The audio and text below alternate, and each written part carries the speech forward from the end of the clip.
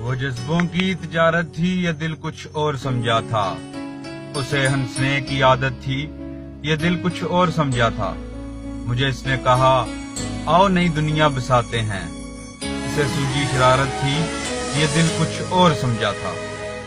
ہمیشہ اس کی آنکھوں میں دنک سے رنگ ہوتے تھے، یہ اس کی عام حالت تھی، یہ دل کچھ اور سمجھا تھا۔